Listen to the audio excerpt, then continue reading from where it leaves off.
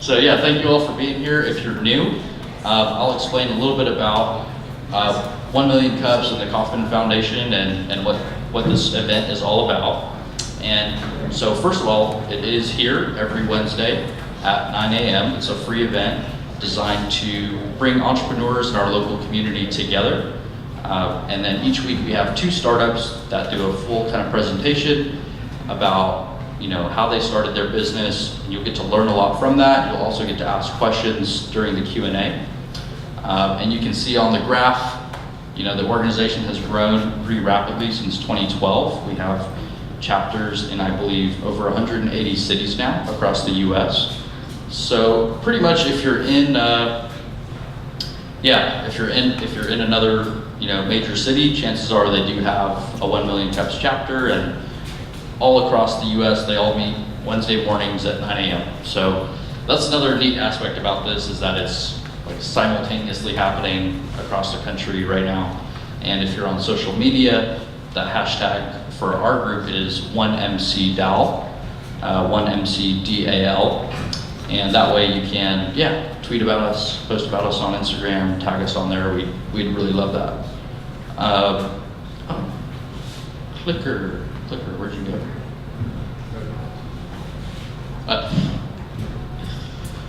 Okay, it's our first time here. We're figuring some things out. So we do have a mobile app as well. So if you would like to download that, it's free on Google Play and the iTunes Store. And then you can actually check in, which is nice for us, tells us who is here. You can also leave feedback for each presenter. So if you didn't want to say it to their face during the Q&A, you can actually go through the app during the 1 hour. There's like a 1 hour window right after the event where it'll let you do that.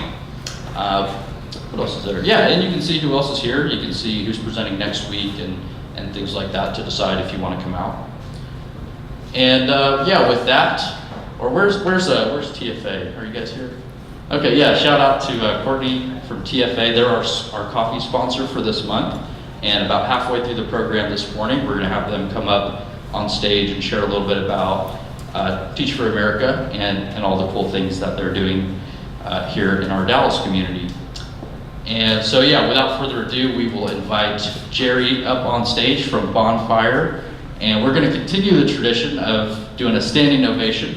So please join me and stand up, give him a round of applause.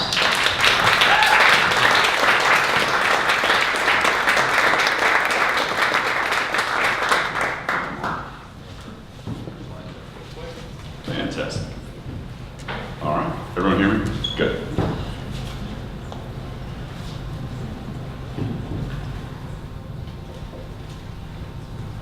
All right, ready? Yep. So campground management is one of the last sectors in the travel industry that's actually evolving. You got this on auto. Is this? Oh, is it? Yeah. Oh, that's fun. Yeah, good times. Way to push my time up. Reset.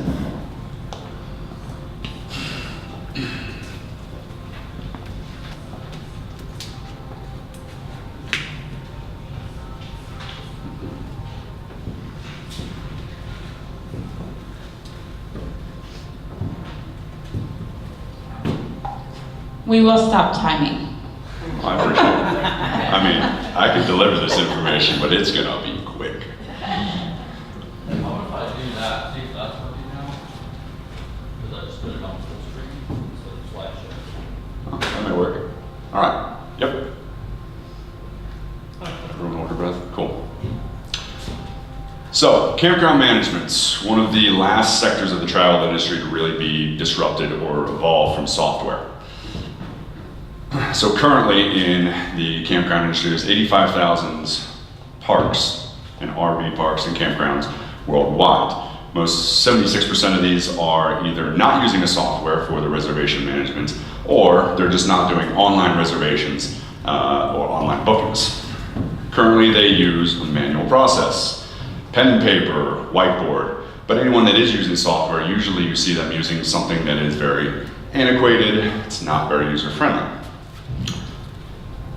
Other times, you find that they just have tons of features, and it's basically like using Windows 95 for operating your laptop right now. It just doesn't work. So with Bonfire, we are bringing the simplicity back to the campground reservation management.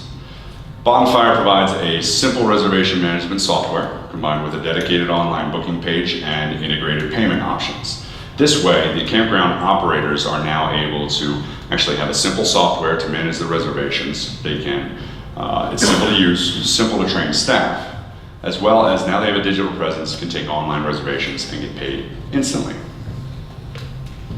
So Bonfire has found product market fit with campgrounds of a very specific type, namely the mom and pop shops. Right? One of the key value propositions on this is it's very simple. So anyone coming from pen and paper can automatically get used to it and implement this. Usually these campgrounds have between 30 and 300 sites. They are privately owned. Sometimes they're part of a small municipal circuit. But they also usually have a simple rate structure. They charge by the day, week, or the month. One of the key areas that we've gotten traction is new owners. So younger generations are now taking over campgrounds as retirement packages, nest eggs, and naturally, just like when you get a new apartment, you want to decorate it with your own stuff. So one of the key things, since they are new owners and new to this, they want to have a software that's user-friendly and easy to implement. So Bonfire sells to our customers in two different models. We have a monthly subscription for $150 a month that comes with no contract, so no requirement for payment processing, no setup, so there's nothing locking them in, it's low risk. The other one is something that we've actually seen in the industry for the past 20 years with other older softwares, is the customer can actually pay a lump sum upfront fee and just buy it outright. Now they have a perpetual license for Bonfire, but naturally that comes with some terms and conditions. They are required to actually sign up for a merchant account and connect that with Bonfire so that Bonfire receives recurring revenue from the rev share partnership. So lots of upfront money, but we do also get money in a residual fashion. So currently Bonfire has 58 parks in operations. Last quarter, we brought in, our marketing is very good, so our marketing brought in 42 inbound organic leads. Of those, we ended the quarter with a 40% close rate and 16 new customers. So combining that with subscription revenue as well as the revenue share partnerships, our current monthly recurring revenue is $4,380 per month and growing. Overall, financially, we've already beat our total revenue from last year. And given current traction and new salespeople coming on, we are looking at breaking $100,000 in total revenue by the end of the year. One new sales channel that we found is starting to really gain momentum is something called RV Nation. This is an affiliate marketing program that we've actually marketed to web designers, marketers, IT firms that work with the campgrounds and RV park organizations. This way they actually will sell Bonfire as part of their service offering. They get a little bit of money whenever they sell a park, and since we launched this 6 months ago, we brought in 5 new parks without me ever talking to a single one of their customers. So if any marketer out there, you want to try this, another channel for you. My name is Jerry King. I am the head honcho of Bonfire. Bonfire's a really good fit for me because my previous employment and experience is all in the hotel and tourism industry. I was a Boy Scout, so I do like to camp, and I've also done B2B sales for the past 5 years. My partner in crime here is Mike Konkov, also known as my Russian hacker.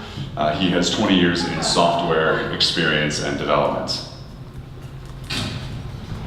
So campground management is one of those very tough instances, especially for new owners, but it's the great outdoors. It's rustic, it's disconnected from technology.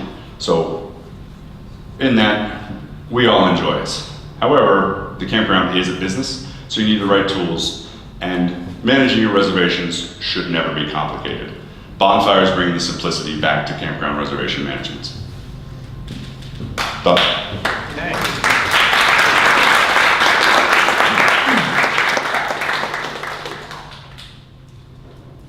Great presentation. Thanks. The first question, of course, is what can we as a community do for you? RV Nation's out there. I'd love to talk to some marketers in Dallas. Most of our other affiliates are few and far between right now. But any web designers, marketers in the outdoor space, this would be something I'd like to talk to you about. The other parts are more so contacts for campground organizations, because these campgrounds tend to be those nest eggs as well as cash machines for some real estate investors. If there's any contacts or anybody that you may think this would be useful for, I'd appreciate the connection. Can this be used in the national parks? Yes, it just depends. One of the qualifiers as far as our customers is usually goes towards the municipalities and the smaller municipalities. So if you go to state and national parks, you tend to get a lot of oversight, as well as their sales cycle is extremely long. So the RFP process, usually have to have 3 competitors, yada yada. So it's not our niche, but it can be used. Our feature set is pretty simple. You can manage your reservations, you have a visual representation of your reservations, reporting, daily dashboard, guest book, charges and discounts and payments. Beyond that, there gets to be a lot of intricate features dedicated solely to one small thing that maybe somebody uses, which is why sometimes the national circuits like those more, because they have dedicated features like that. I don't know who's.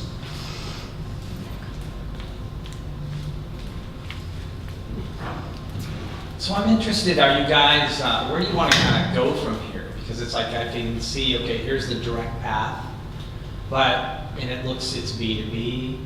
It is B2B. But so much is about connecting socially and creating, sort of like this nomadic community. Mm-hmm. Do you have any plans to like engage with them? Yeah, there's a lot of ideas as far as scaling for connectivity, but also scaling for the sales. So difference between revenue by growth and revenue by profit. Right now we're in, of course, the revenue by growth phase. We wanted to find product market fit, and essentially by October we should be cash flow break even, which is fantastic for a young startup, because then I either don't have to raise money or I'm not burning through a ton of cash. As far as the social aspect, we found a lot of the social connectivity between campgrounds and their campers, but not there are specific groups for campground to campground communication. Using those as sales channels has actually proven to not be as fruitful as possible. So there's some testing and experimentation there. As far as scaling with this, a lot of our competitors like to do the full spectrum campground management software, and then the social integration, the APIs that push the inventory to online travel agencies like Booking.com and Hotel. And those are good to have, but with that involves more work. You have to sell B2B, you have to sell B2C, you have to continue the social interaction, you have to have community managers. So for our focus in Bonfire, it was very simply, let's get this product out there and make sure we find a fit for it, product market fit, make sure we're building the right thing. We can expand from there. We're not doing what our competitors are doing, which is why we've been successful in this niche market, but from there we can grow from that solid basis. Hi, my question was on your competitors. Who are your competitors and what are their strengths and weaknesses? Yeah, so one of the old guys in the market is called Campground Master. They've been around for about 20 years. They are a local software still, so you download your computer, you have to download it to other computers. They are where we got the inspiration for the perpetual license. They do a one-time upfront fee, $1,200, but you pay, I think, $200 every year for upgrades. So very antiquated, very old, got download, computer dies, you lose all the information.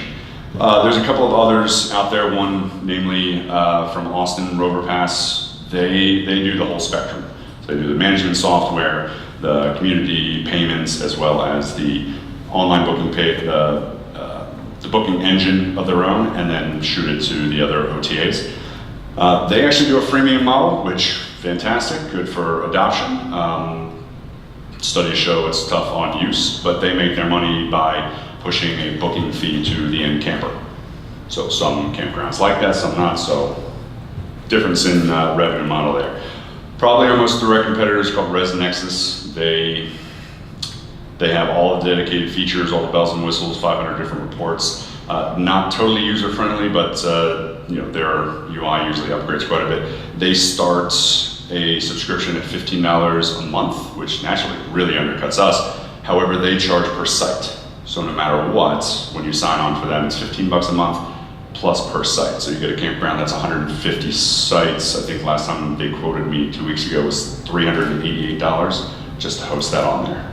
And then it compounds from there. So we also don't do any hidden fees. It's $150, that's it. I take money from the merchant account partners and not from your customers. No hidden fees whatsoever. Everybody else usually does the nickel and dime. So again, everything in Bonfire is simple, from the marketing, from the sales, from the feature sets, even customer service.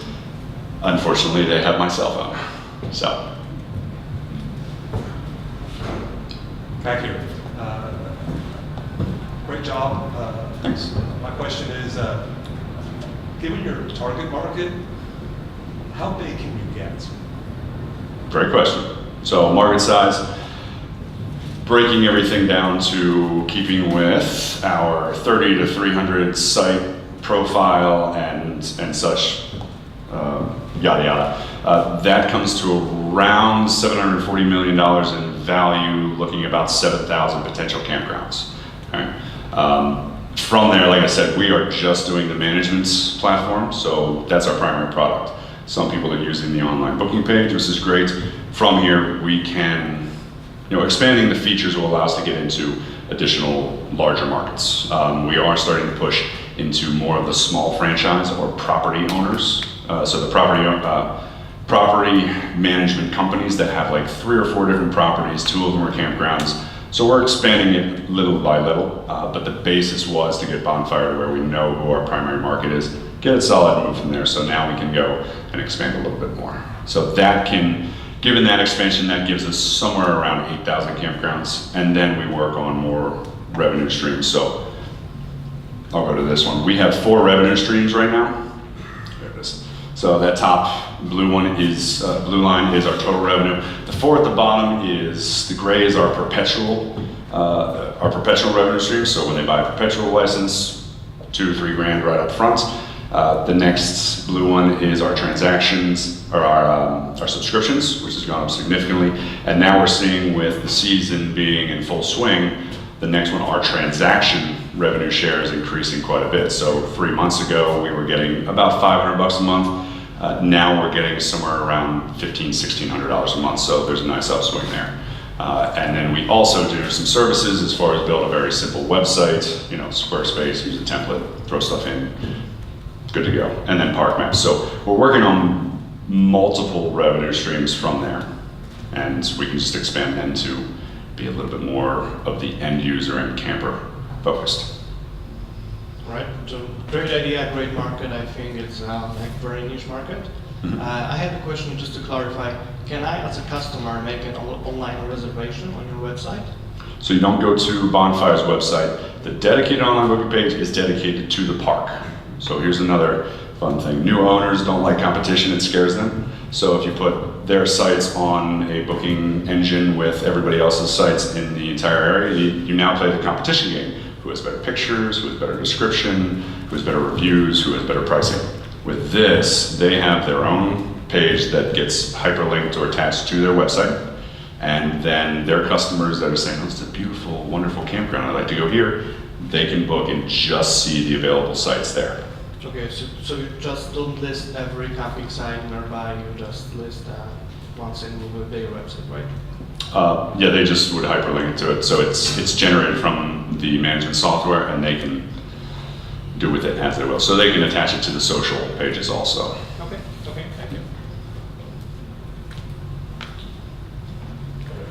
What was the market size again? As far as our target market, it's about 740 million. 740. As far as How many price. camping grounds? How many camping areas is that? That's about 5,000. About 5,000. 5 to 7. you plan on getting it how many? Around 8 or 9. About 8 or 9? Yeah, if we start expanding into more of the franchise or corporate ones.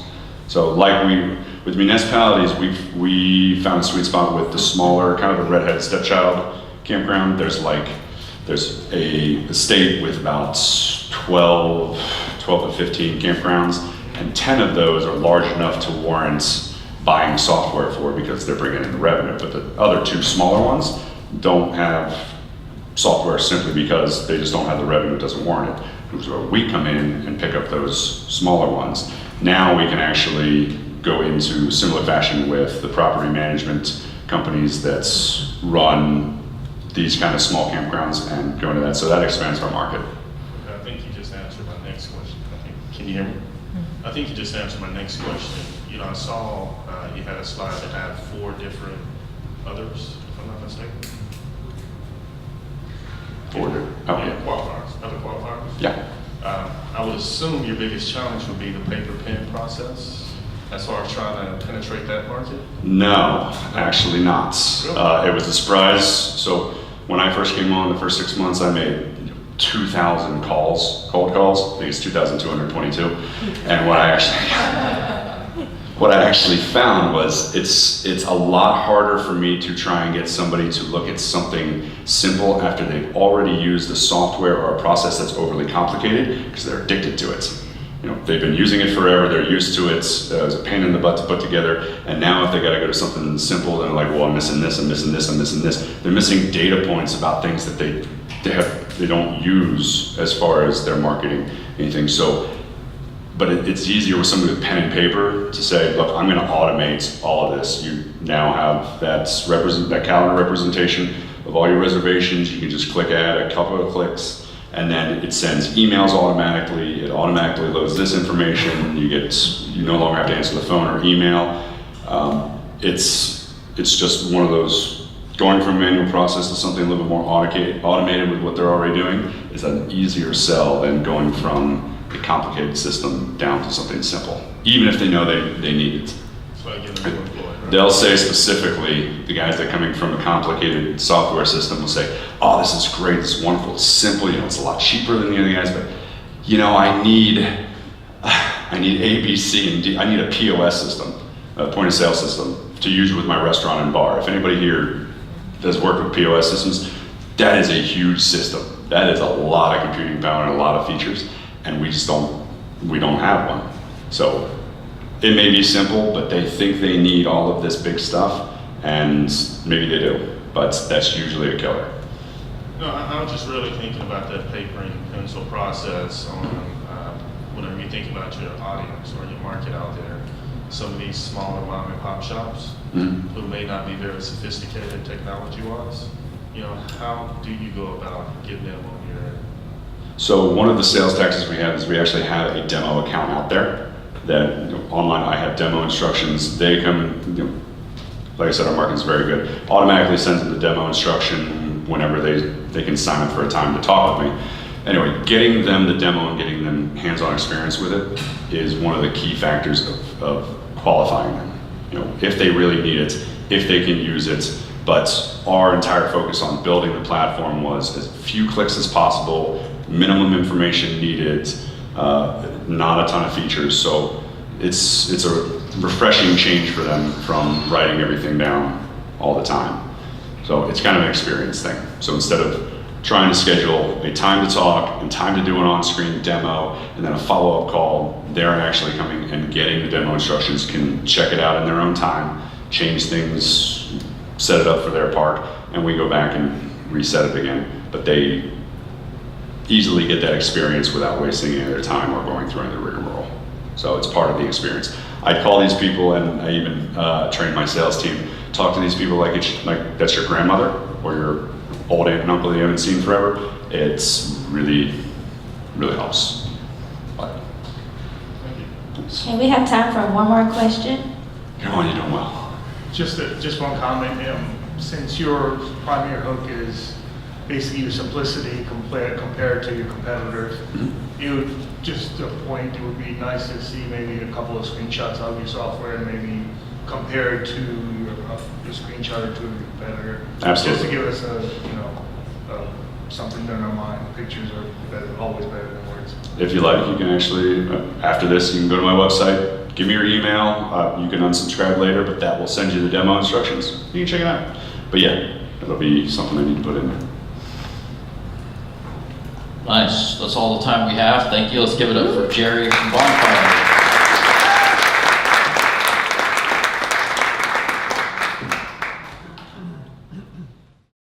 Your first 1 million cups. Hopefully, you're already starting to see the value and what happens here in Q&A. We're getting a really cool kind of inside scoop of what's happening in an early stage startup. So thank you to Jerry. We also want to thank all of our partners and sponsors that help make this event happen. We have our video production that's done by Michael K. Bruner. We have our venue, Capital Factory Deck. And we also have High Brew Coffee and Purtu that provide us with drinks and snacks about once a month at this event.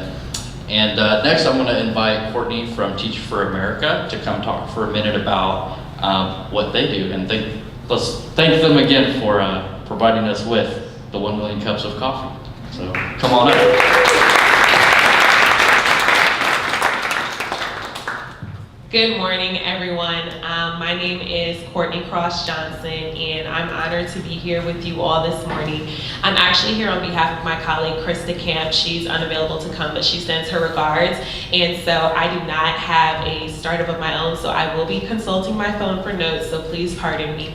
But I do work for Teach for America Dallas-Fort Worth, and I'm the manager of alumni community here. Krista is the director of community and innovation learning, and I do want to plug that her business cards are on the table by the coffee. I'm from Jersey. You will hear my accent come out because it's the one word I hate saying in front of people, but it happens. So yes, we're the coffee sponsor for July. But basically, so at Teach for America, we definitely believe that potential is equally distributed across lines of race and class, but opportunity is not, and so that's when we step in.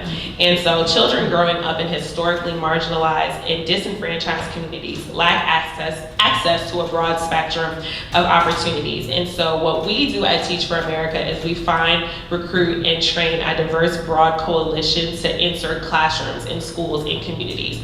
We in Dallas-Fort Worth have an alumni base of about 1,100 right now, and so we also have one of the most involved alumni bases in the country for our size, percentage-wise. And so I'm actually part of an 11-person team. We have the largest team in Teach for America in the country right now, and we support our leaders locally. We have 4 pathways. Social sector leadership is included in one of that. Oh, pardon me.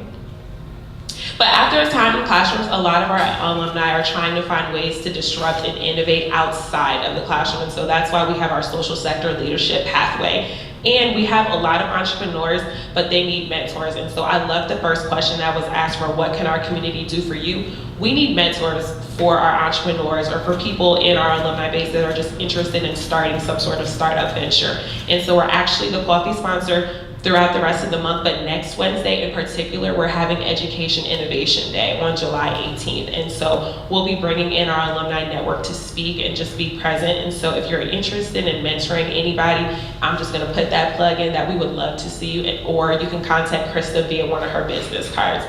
But I'll be here to hang out. I thank you all for having us. Please drink up all the coffee. If we need to get more next week, we will, and good luck with the next presentation. Thank you. So much. All right, and with that, we will welcome Shagor to the stage from Petluvs. So let's stand up one more time and give him a round of applause.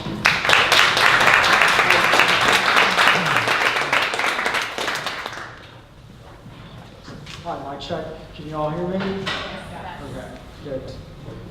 So yeah, forward, backward, pretty simple. I think I got this. All right.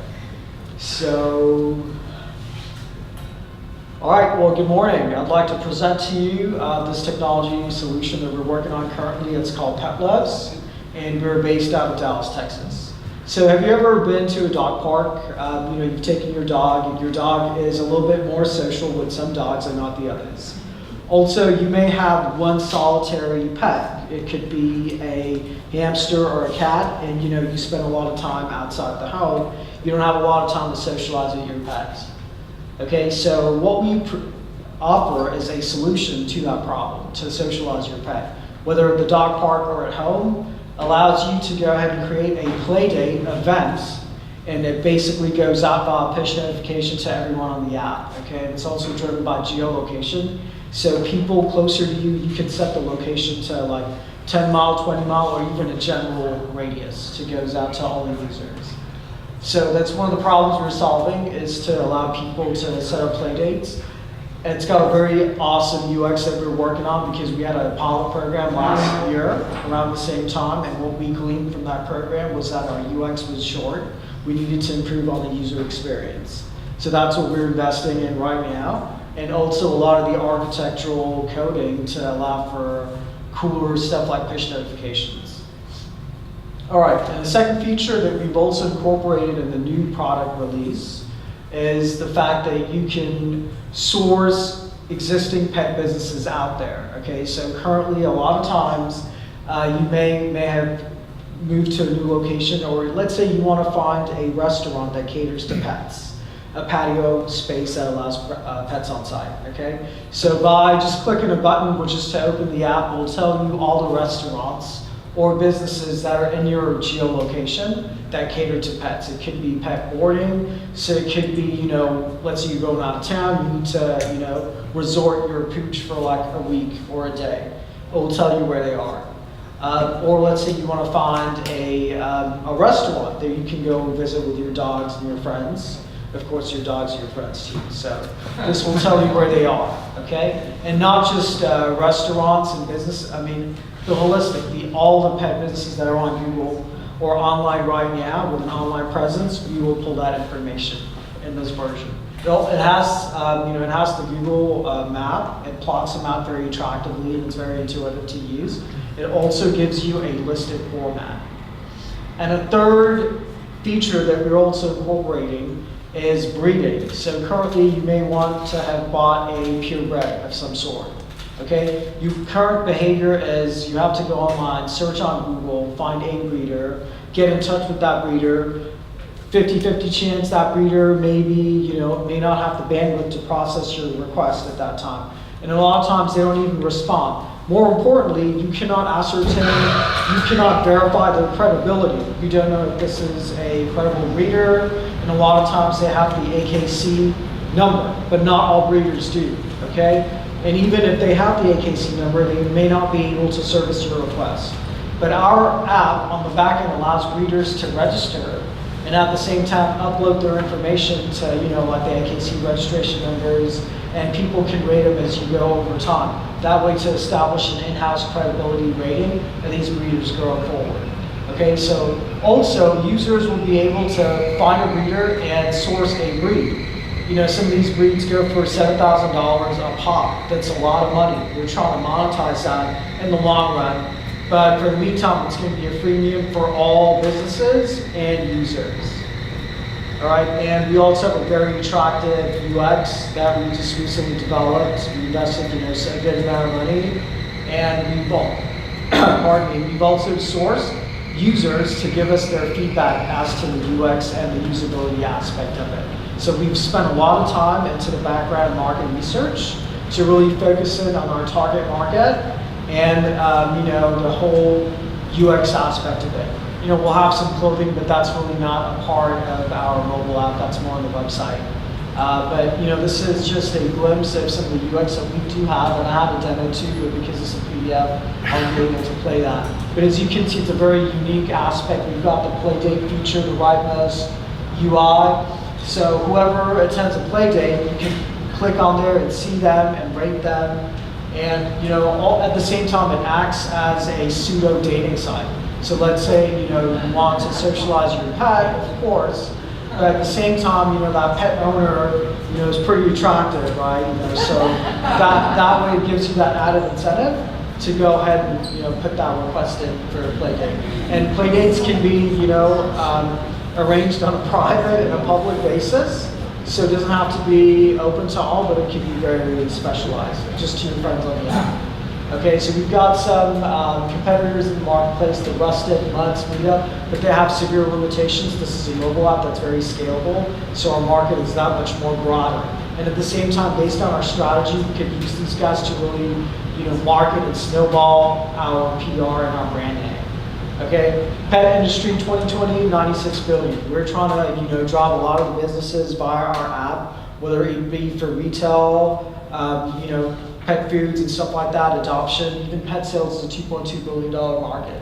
So we're trying to really channel a lot of this stuff through our app and monetize whatever we can. Okay, so we've just recently received some new funding, which is what's enabling us to enhance a lot of the look and feel and the architecture. So we are working on the new piece of code. Our last app was on the app market on both platforms last year, but we took it down because it had some severe limitations.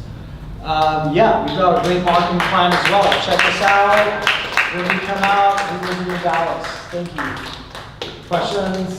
Nice job, nice job. So also just a reminder for Q&A, please wait till the microphone comes to you, and then you are invited to say your name and what you do real briefly before you ask your question. And look out for Gigi, she'll be coming around with the mic. I'm Gigi. Hi, Gigi. The first question, what can we as a community do for you? Okay, cool. Thank you for that, because that really bears down into my marketing plan. So we will be focusing on marketing this app in Dallas. So we're kind of hoping that, by socializing with our Dallas community, we are able to get additional resources and some guidelines as to who we may partner with in the pet space to really get the word out. We have dog parks in mind and also dog-friendly businesses and services that we will partner with, such as rescue, recovery, rehab folks. So, here in Dallas specifically, and then we'll move to other cities. Austin, Houston, California, et cetera, et cetera. So kind of need your help with that end, if you so will. Thank you. Very cool. I bought a bulldog like 10 years ago and had to try and search Facebook and Craigslist to actually find a breeder. So I know the breeding problem, as well as I have friends with dogs, and so this is almost like a dating app for them.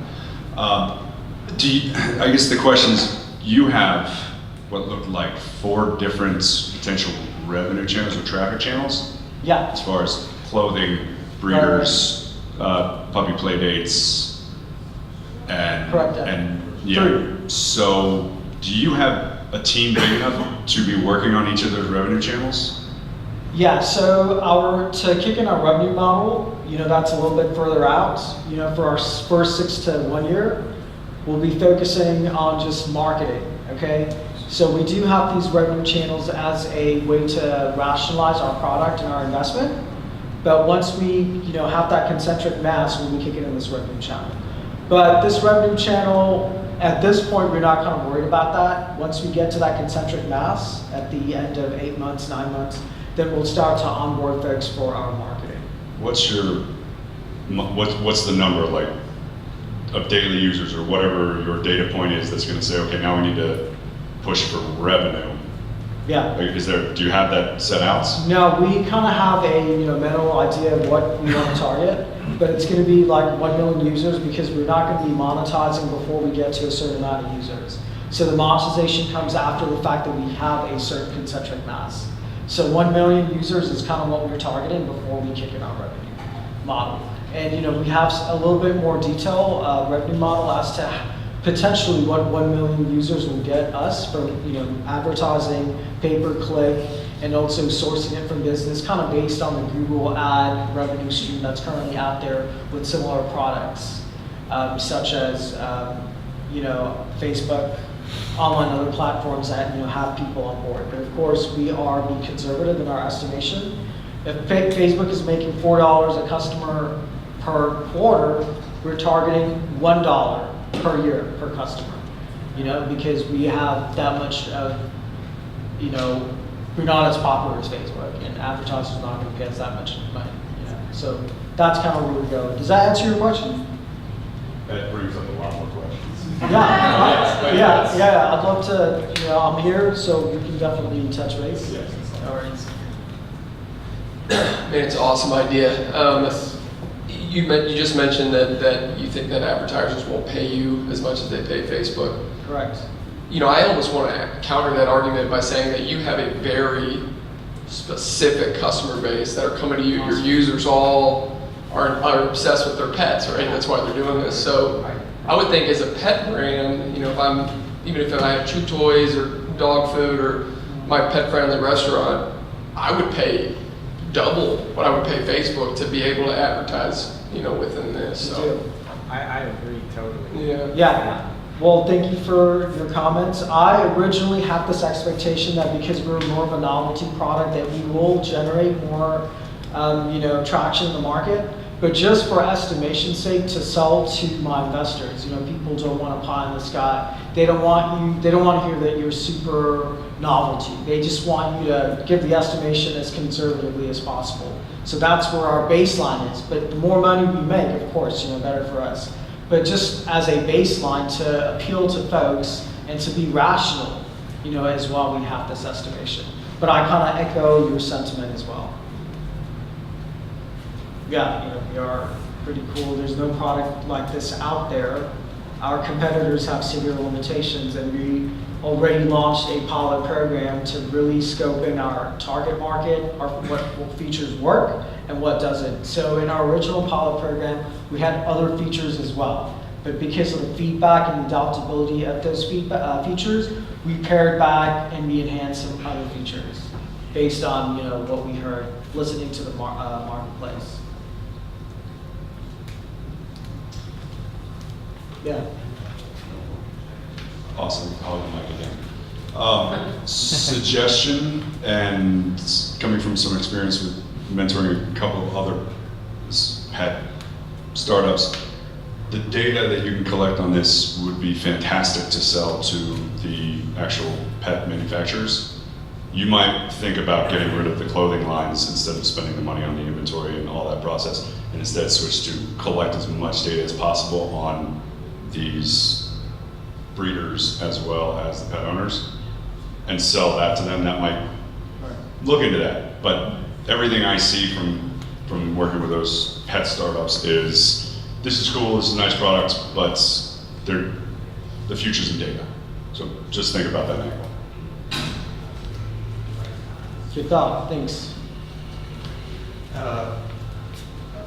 Can you talk more about your pilot program, like as to how far you've come, as a number of customers or users? Yes, sure, I'd love to. So last year we did launch a prototype. It was available on both the platforms, but our target market was very specialized. I work in corporate and I work downtown. I did consulting work, and I worked in the IT product space for over 10 years, okay? So I have a lot of experience doing this stuff. But I do this for enterprise level customers, okay? But this has got both ends. It's got a B2B and a B2C model, right?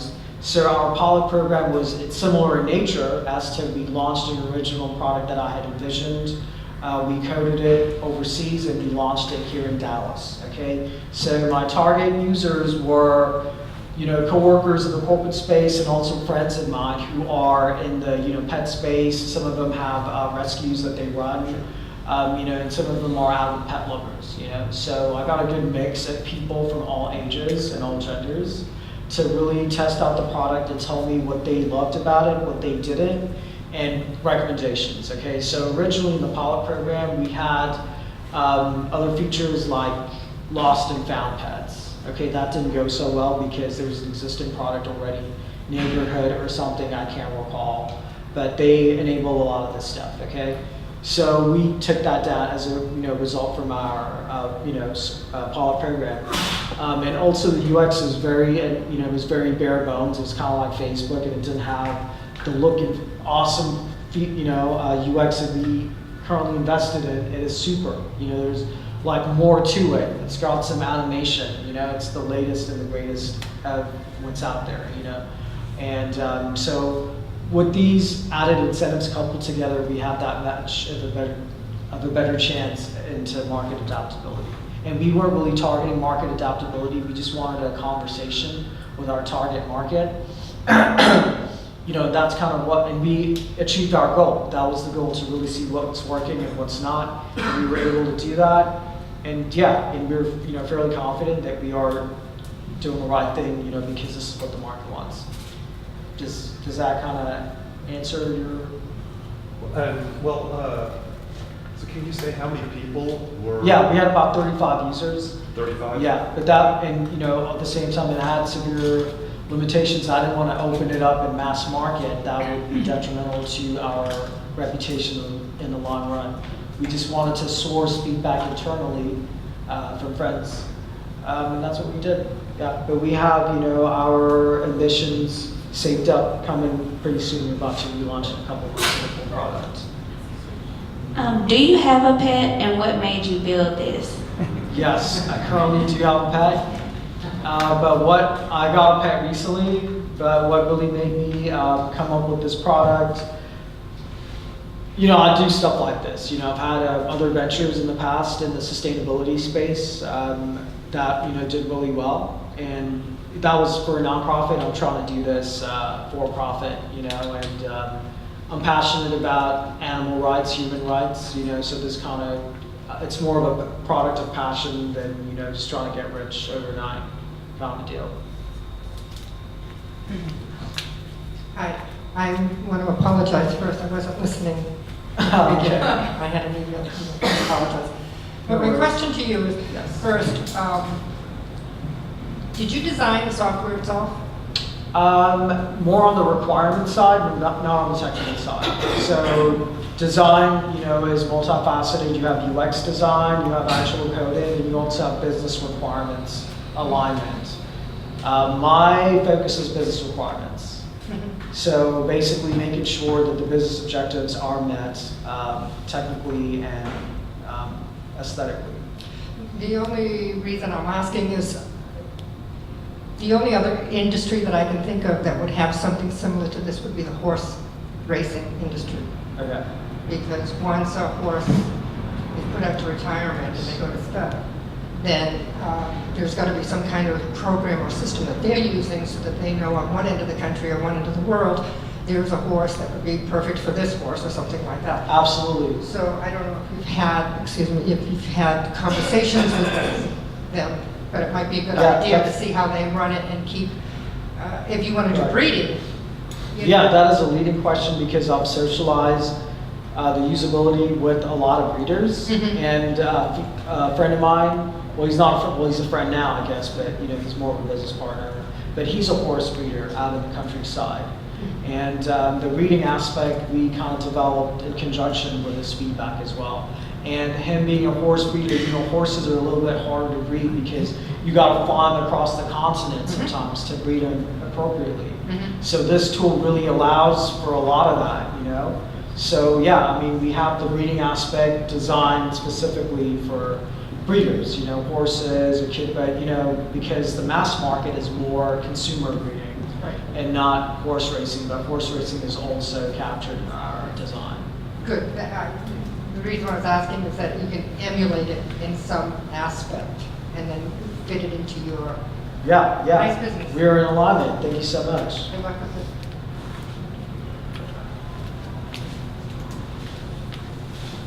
Hello, great presentation. And I'm curious, why would somebody want to complete the breeding transaction on your platform? Yeah, not necessarily to complete the transaction on our platform, but really to kind of meet the breeder and to schedule a breeding event with the breeder to really connect people.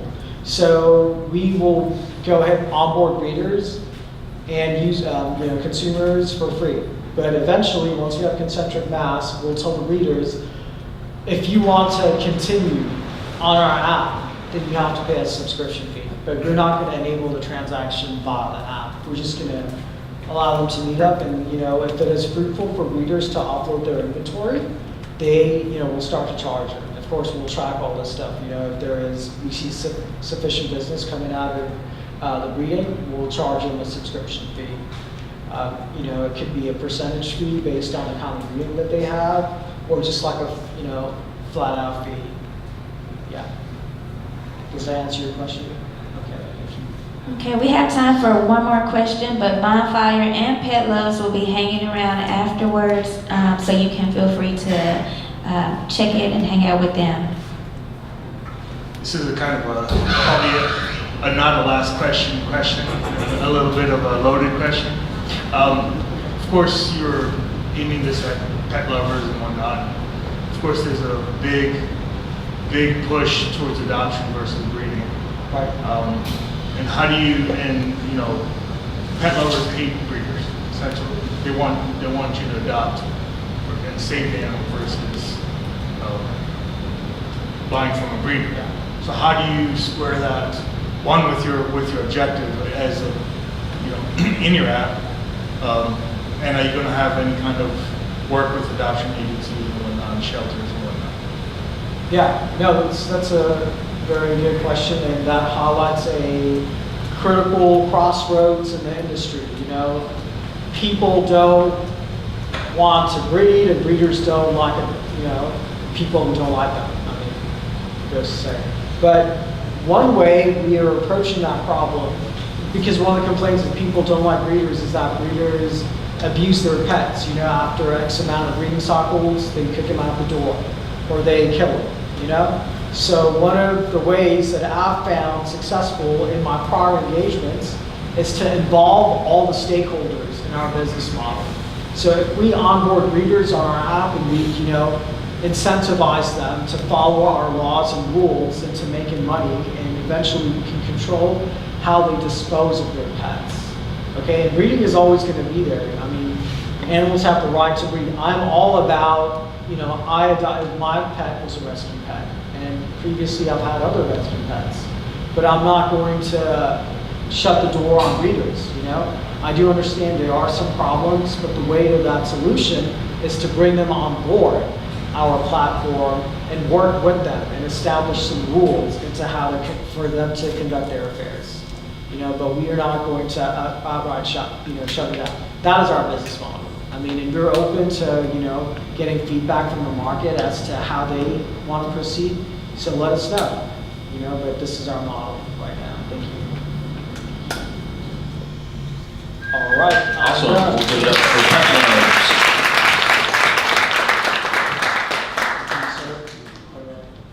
Awesome job. I'm just going to say a few words here in closing, and another thank you to all the sponsors again who make this possible. And like CJ said, we're going to have Teach for America here again next week. It's going to be kind of a special education themed event for 1 Million Cups. So we hope to see you guys all there next week. And lastly, this is our team. So we are all volunteers that run 1 Million Cups here in Dallas. Isabel's our team lead. I just want to point out our team. Gigi here, Chris as well, Michael, who runs our video. What's up?